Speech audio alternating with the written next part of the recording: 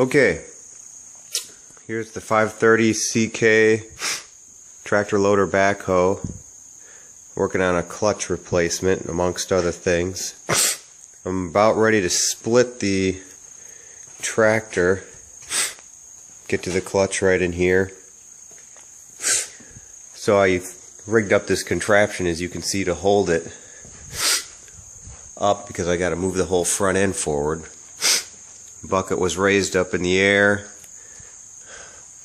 Sort of built this setup to hold the bucket up. Belt and suspenders. Primarily the cable between the bucket, strapping cable, and the backhoe is really what's supporting most of the weight as far as I can see. Got a jack underneath the torque tuber transmission. And the next step really is just to start taking out these big bolts here, split this thing in half, and get a look at that clutch, which probably hard to see from here, but is worn down to absolutely nothing. A couple things I thought were interesting while I was working on this that I found. Right on the output of the pump, I had a monstrous, well, pretty good leak, and I was super pumped to find it was just this, I don't know if you can focus here, but this seal here was just ripped up. So easy fix. Love it. Alright. So what did I do? I pulled off the fuel return line, the main fuel line, some other little connections,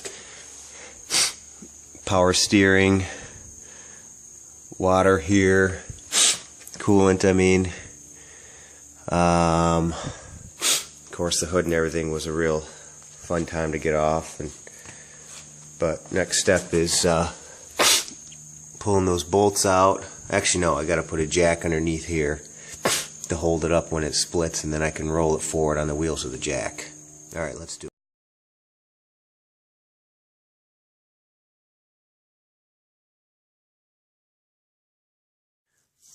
Okay, I replaced the clutch disc and made a boo-boo, amateur hour. I did not adjust the clutch fingers correctly, so I cannot disengage the clutch.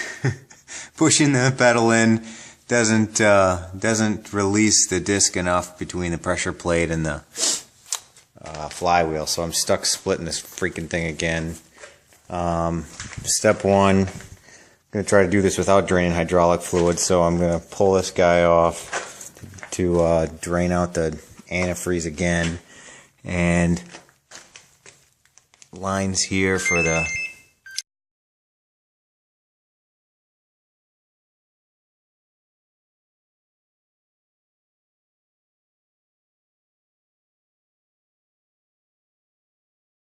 okay, drained out all the antifreeze, disconnected power steering lines from the pump.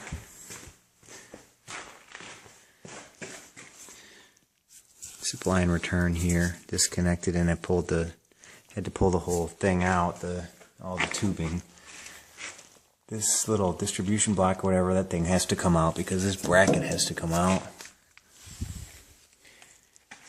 Strapped up the gas tank because it's got gas in it, so when I take this support beam out, it's got to be held up by something. Next thing is I got to pull off this throttle cable, which was a total joke last time. Don't even bother trying to take out this screw, it's kind of hard to see, but instead just take off the whole. These two plates are screwed together with two socket head cap screws. They're like Allen keys, so just take that thing off completely. I also disconnected actually that's the fuel shutoff cable. This is the throttle cable. I took that off too. That just gets in the way, so don't waste your time trying to keep that on there anywhere. Alright.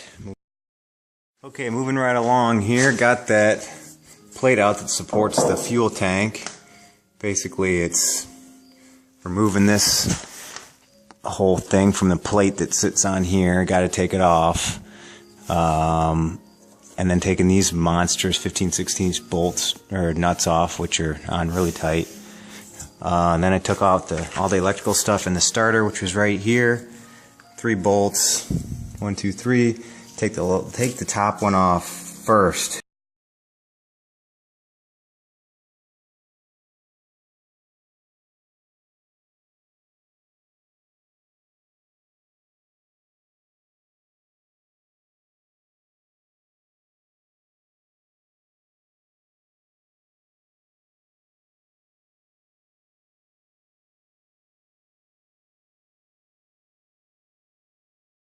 Okay, ready to split this bad boy.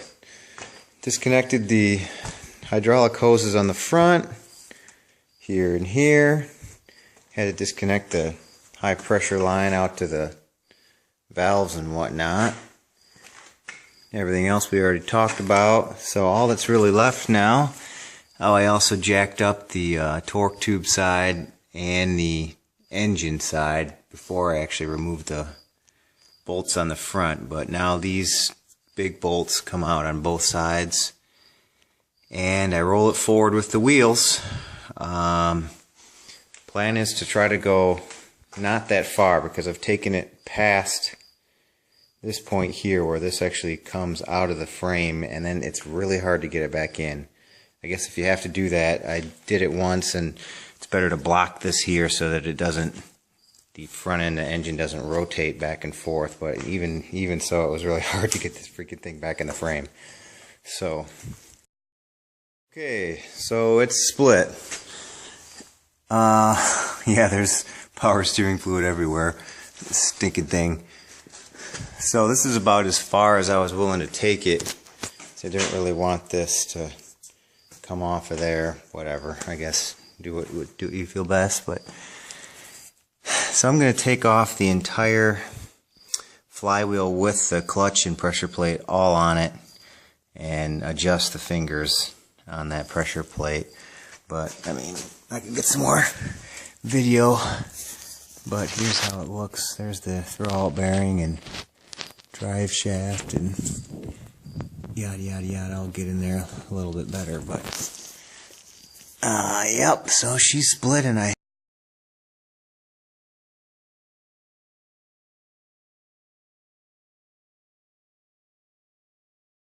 okay, flywheel, pressure plate, discs are all out. Here's the flywheel. It was already machined. I mean, I'm taking it out because, you know, I misadjusted the pressure plate fingers. Here's the new one. And this is what I gotta adjust. These stinking things here, they're whatever. I screwed it up, I guess, so gotta fix it. Disc, got a 6 puck disc. Here's the old one. It actually wasn't that worn. I think the issue was that it was, the pressure plate was kind of poorly adjusted, or it had worn out. In fact, this is the old one, and you can kind of see, I don't know, it's probably hard to see here, but the heads of these adjusting screws here was completely worn down. Well, not completely on that one, but on some of these it was worn down pretty bad. So it wasn't grabbing anymore. You can see the surface of this thing.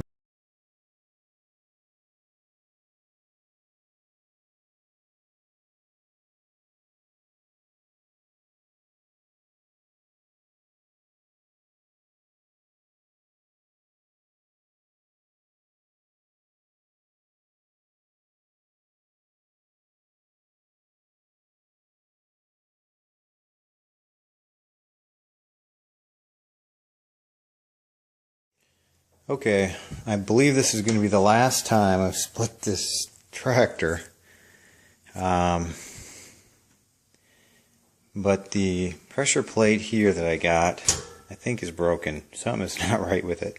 Put this back together 3 times, and every time I put it back together, the problem is the plate, as seen here, which is supposed to rise,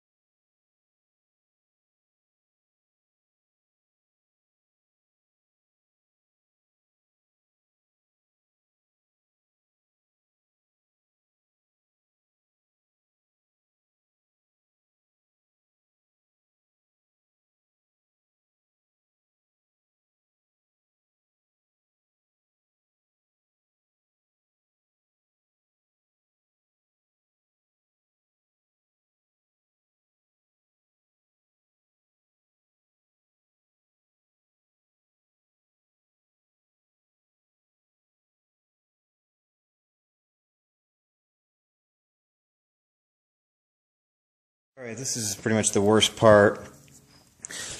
Got the flywheel, clutch disc, and pressure plate back on. Got my threaded rod that's going to draw this stuff back together. No brainer, but the first time I did this, I just screwed it back together and wasn't rocking this shaft back and forth, broke the clutch disc, because you gotta kind of make sure the splines get mated on the drive shaft and on this this secondary shaft here that kind of drives this gear in here. So anyway, I opened up this cover here, which you can do, but I can't get these 4 bolts off at the end, so I can't get the cover off, but I can get it off just enough to get my hand in there, full of oil of course, and rock this shaft back and forth. So you can see I can kind of turn that shaft as I'm drawing it in. I got to do that. It's horrible.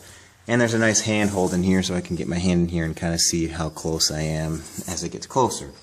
The other thing that I screwed up last time is not making sure that these two guys come together parallel vertically.